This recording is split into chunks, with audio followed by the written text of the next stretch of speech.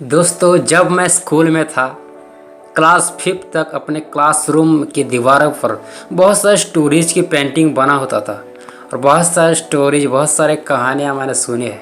तो आज उन्हीं कहानियों में से आज मैं कुछ एक ऐसी कहानी आपको शेयर करने वाला हूँ जो कि आपकी ज़िंदगी में बहुत सारे बदलाव लाएगी। यह कहानी आपने अपने बचपन में कहीं पढ़ी या सुनी ज़रूर होगी, लेकिन इस कहानी के अगले भाग के बारे में शायद ही आप जानते होंगे। तो चलिए इस कहानी के बारे में पूरा जानते हैं और समझने का प्रयास करते हैं कि यह हमारी असल ज़िंदगी को कैसे प्रभावित करती है। जंगल में एक कौवा पानी की तलाश में भटक रहा था। काफ़ी खोजने के बाद उसे एक घड़ा दिखाई दिया जिसके अंदर थोड़ा सा पानी था। कौवा ने दिमाग लगाया और उसमें कंकड़ डालना शुरू कर दिया। धीरे धीरे पानी ऊपर आ गया और पानी से अपने प्यास बुझाकर वह उड़ गया।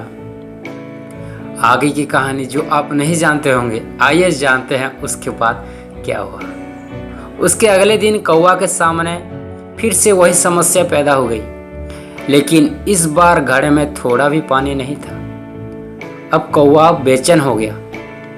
उसे यहाँ वहाँ काफ़ी खोजबीन करने के बाद एक पहाड़ी के पीछे एक झरना बहते दिखाई दिया, मगर उस झरने का पानी एक गहराई खाई में नीचे तेजी से गिर रहा था। पानी के पास जाने का मतलब मौत को दावत देना था।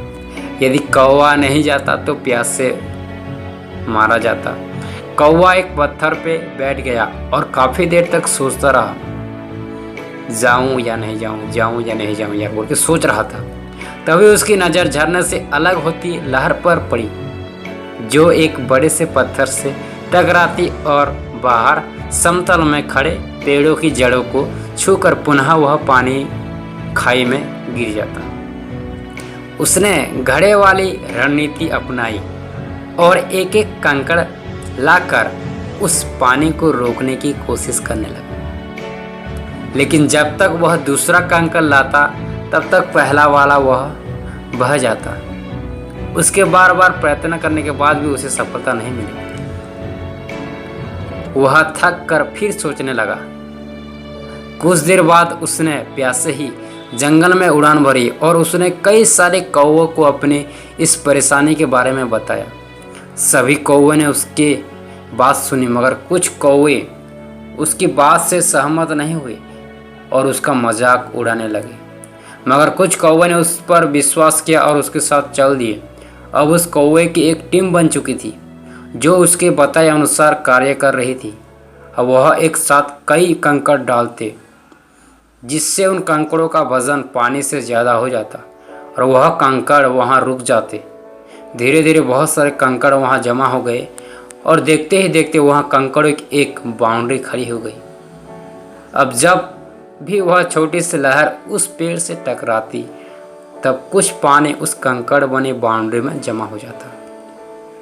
कौवा और उसकी टीम की मेहनत रंग लाई। अब वह लाइफ टाइम पानी पी सकते थे। जिन कौवा ने साथ नहीं दिया था अब वह अपने व्यवहार पर पछता रहे थे। चलिए इस कहानी को अपनी लाइफ में इम्प्लीमेंट करके देखते हैं। मान लीजिए कौवा की जगह आप हैं और घड़ा आपकी नौकरी या फिर बिजनेस या फिर जॉब या फिर आपका कोई भी काम, और उसमें थोड़ा सा पानी आपकी सैलरी है। आसपास बिखरे पड़े कंकड़ दिन है। अब इसको एक साथ मिलाकर देखते हैं। यह ठीक कौवा की पहले स्थिति की तरह है, जहां आप नौकरी की तलाश में भटकते हैं, काम की तलाश में भटकते हैं, जॉब की, बिजनेस के काम में। उसके बाद थोड़ी सी सैलरी प्राप्त करने के लिए कंकड़ रूपी एक दिन मेहनत करके डालते हैं। उसके बाद अपनी ज़रूरतों को प्यास बुझाते हैं। यह आपको निरंतर करना पड़ेगा। अब कौवा की दूसरी रणनीति के तहत अपने लाइफ में इम्प्लीमेंट करके देखते हैं। बहता हुआ झरना रिस्की व्यवसाय है। बहता हुआ झरना एक बिजनेस, रिस्की बिजनेस है। झरने से अलग होकर वह रही लहर एक अवसर है। पेड़ की जड़ों को छूकर गिर रहे पानी को रोकना न्यू बिजनेस आइडियाज है। कंकड़ आपका परिश्रम है।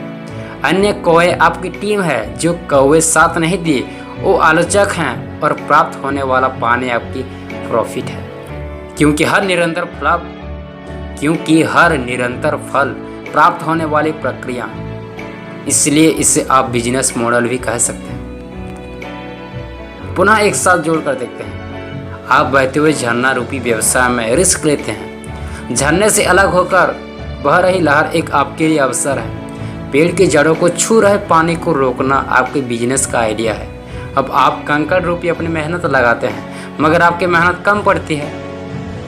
तब आप एक मजबूत टीम बनाते हैं, जैसे उस कौवा ने बनाई। ठीक उसी तरह जब आप कोई नया काम शुरू करते हैं तो कुछ लोगों आपका मजाक उड़ाने लगते हैं। वह आपके सच्चे आलोचक हैं। जैसे कहानी में कौवा के साथ कुछ कौवे ने उसका मजाक उड़ाते हुए साथ जाने से मना कर दिया था, मगर वह कौवा अन्य कौवों की टीम बनाकर जुटा रहा और सफलता हासिल की।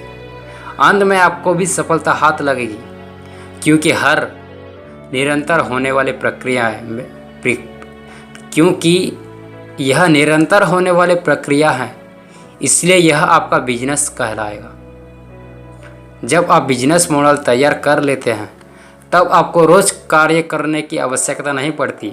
टाटा कंपनी के मालिक रतन टाटा किसी फैक्ट्री में जाकर स्वयं काम नहीं करते, बल्कि उनका बिजनेस मॉडल उनके लिए काम करता है, प्रॉफिट देता है।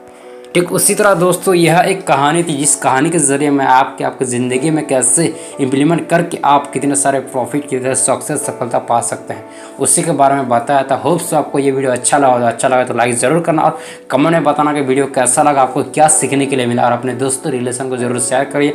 सो finally thank you, love you, all the best, take care. मिलते हैं फिर एक और नई वीडियो के साथ, तब तक के लिए keep it watching happy smart.